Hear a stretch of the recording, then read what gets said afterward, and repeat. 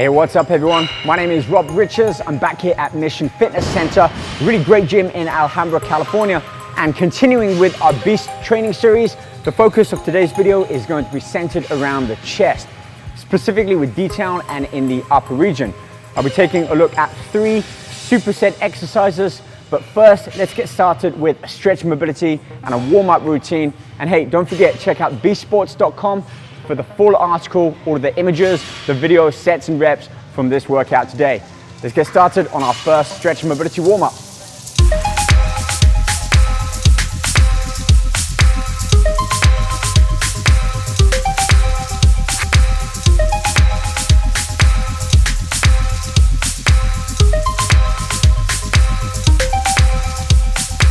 So what we have here is 4 pretty basic but really efficient stretch and mobility type movements.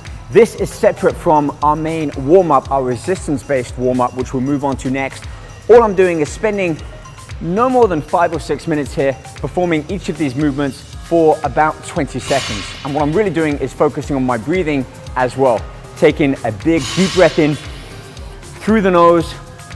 As I slowly exhale through the mouth, I'm relaxing my muscles and moving a little bit further into that position. 2 of the movements you see here using the resistance bands or pull-up bands is I'm getting my muscle to that point where it's stretched, I'm holding tension in it, but instead of just holding an isometric pose, which we'll be doing later on in the workout, I'm taking the muscle through much more of its range of motion, almost to the end, pausing there just to allow that muscle just to start to relax a little bit so I can get deeper into it. The benefit of this is you get much more increased blood flow into that muscle area. With that blood comes nutrients, oxygen, fuel for the muscle, and a much lower risk of potential injury. Certainly if you're using heavier weight or you're taking the muscle through an extended range of motion than you might normally do in your everyday-to-day activities. I really do recommend that you spend at least 5 minutes committing to these movements, focusing on your breathing and really feeling that muscle start to warm up, because when we go onto the warm-up and get that blood pulled into that area, you're going to be ready, you're going to be feeling ready both mentally and physically to then start loading up those weights for much of the resistance-based movements. So let's go check out our warm-up, resistance-based warm-up, and then we'll get back over here and start on our first working set.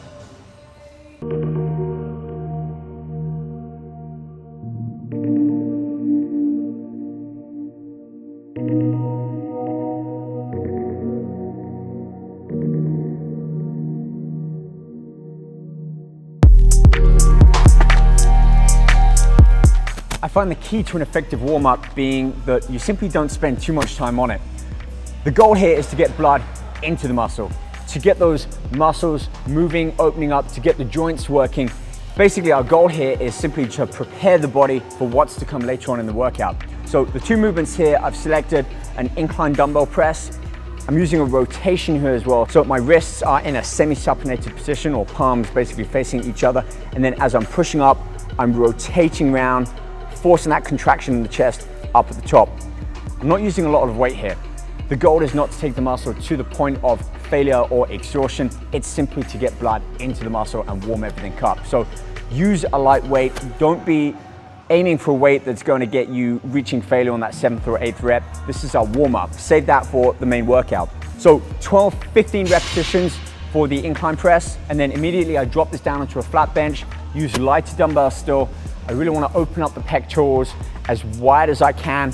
Remember, I've already gone through my stretch mobility, so I'm feeling nice and loose with some great mobility around my shoulder. I'm not feeling any issues around my elbows or shoulders, so that was time well spent. 5, 8 minutes for this warm up, 2 sets at most, then we can move over.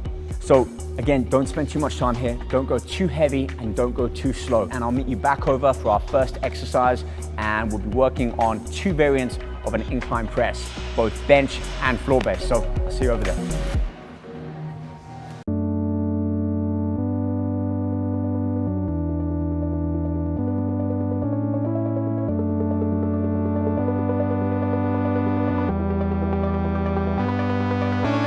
First of our 2 chest exercises here starts with a modified incline bench barbell press. Now, from looking at the video, you're probably thinking I'm up way too high to really be working my chest, and in fact, I'm working more of my front shoulders. Well, to a degree I am, but because of the modification and really the width of my hands, I'm bringing it much closer than keeping a standard grip. I'm aiming to bring that bar down to pretty much up where my clavicle area is. So unlike most incline presses, you bring it down towards the upper region of the chest. I'm keeping my elbows much more rotated inwards. In fact, much more like a powerlifter would use when they're pressing the weight up, rather than more of a bodybuilder where their elbows tend to be rotated outwards. The benefit of this, and also in that really steep incline level where I'm not sat on the bench, I'm actually stood up, resting my lower back against the bench, supporting all of that weight. And as I bring it down to the upper clavicle area, my elbows are in, get a really great pump in my chest. So much so that I'm unable to move the same amount of weight as I might doing a conventional incline press. So take note of that. I've lowered the weight. This isn't about a muscle building or even a strength aspect of this program. This is all about working on the detail of the chest. So ideal if you're getting ready for a competition, doing photo shoots, or really just want to polish off your physique because you built enough muscle. Immediately after reaching my 12th and final rep on that incline press, I'm moving immediately onto the second exercise, which I've set up as a floor-based landmine chest press. Now, this may or may not have been something you've seen before, but it's really easy to do. If you don't have a landmine attachment, place the barbell against a corner, put a dumbbell over it so that it's got some leverage, and then using one plate, typically a smaller plate, a 25 or a 35-pound plate. Then what I'm doing is cupping my hands, having the bar between that, kneeling a little bit further back, and as I push up, keeping my elbows in again, I'm getting that tremendous pump in my chest. So in summary, both of these exercises will focus on the upper region of the chest, but also both in a different manner. This is a superset back and forth, so 12, 15 repetitions at most. We're gonna perform 3 sets of these, allow enough time just to recover before moving back onto that incline press. 45 seconds to a minute at most.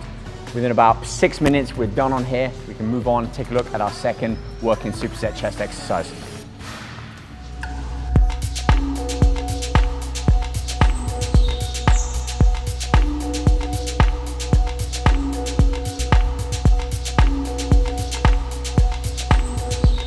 Just like with our warm-up where I did a press movement followed by a fly movement, we're mirroring that within the main workout.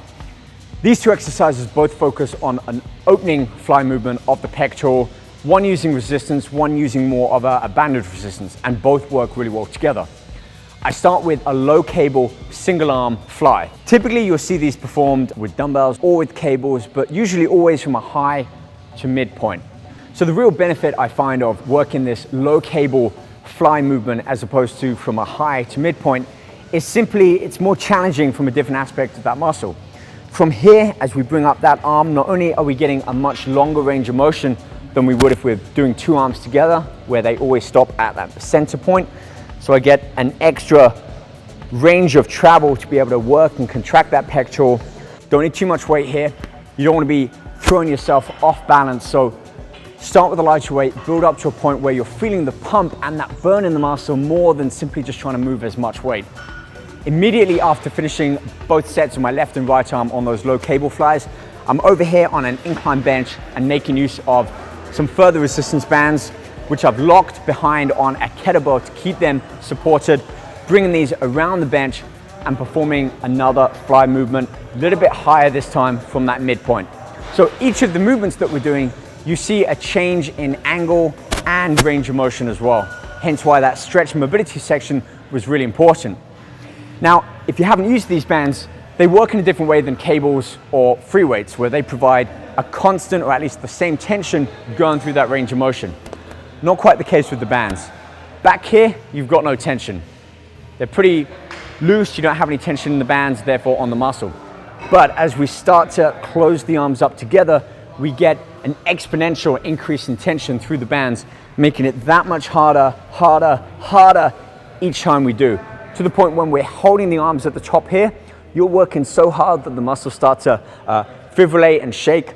It's at that point that you want to hold and force that contraction for a good 1 or 2 seconds. Slowly open back down as you take that breath in, and as you exhale and draw the hands in, really focus on consciously engaging, squeezing the muscles in the pecs and holding them at the end. So there we have it. 2 versions of our cable fly, both with cable resistance and banded resistance. And let me tell you, if you haven't tried these, give them a try. It leaves you with a really fantastic burn in the chest, a great pump, which is exactly what we need moving on to our third and final working set for our chest combo. So I'm gonna see you over there.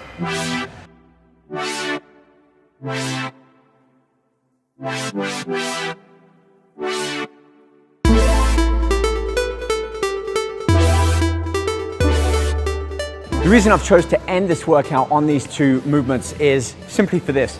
The wide grip pull-ups, taking a lot wider than your shoulder width, allows you to stretch the chest in a similar fashion as with those cable flies. So remember our warm-up, press and a fly? Well, we're gonna end with that same sort of routine. We're gonna start with that wide pull-up, which is a stretch, almost like a pec fly for the chest. Dropping down and using a medicine ball for different heights. We're going from side to side. So we're adding in both a kind of a unilateral type press movement and alternating heights, allowing us to take the arm through different range of motions depending on where we are with that ball. A little bit more challenging, which I think is a good thing. Takes us out of our comfort zone for doing typical standard fixed range motion. And look, if you want to, if you're reaching 10 or 12 repetitions of body weighted wide grip pull-ups, use a dip belt, add some weight to it, even use a dumbbell between the knees, hooking your feet at the bottom. You can add some additional weight. This makes it really ideal for performing drop sets here, maybe 6-8 reps, resistance based. Remove that weight, finish off with your own body weight, really pushing your body without added resistance to that point of failure. And then we go from that fly movement down to the push-up movement. Simply give it all you've got. Our goal here is for 10 to 12 reps. If you're getting 4 or 5 or 6 reps out, that's great. Commit to this, try and build up to those 8, 10, 12 reps. And if you really want to add some resistance, have a training partner or a friend, put a weight onto the back, keep the hips elevated, and again, give it all you've got, reaching failure, drop that plate off, and just go for a burnout. So there we go. Give it a try. If you want to find out more about this particular workout and all the other within our Beast Training series, head over to beastsports.com, head to the main page, search my name. You'll see the full breakdown of all of these workouts with the exercises shown, sets, reps, and a description as well. So you can study them, apply them, and add them into your routine. And that's all, folks. Hopefully we'll see you back here. We've got one more great video before the end of the year, so we'll make it a great one. If you've got any comments, ideas, suggestions, leave a comment below. Let me know your thoughts. We'll try and incorporate them into further videos. But until then, hope to see you back here next week. Keep training hard. Stay hungry. We're here to help and support you. We'll see you then. Take care, everyone. Bye.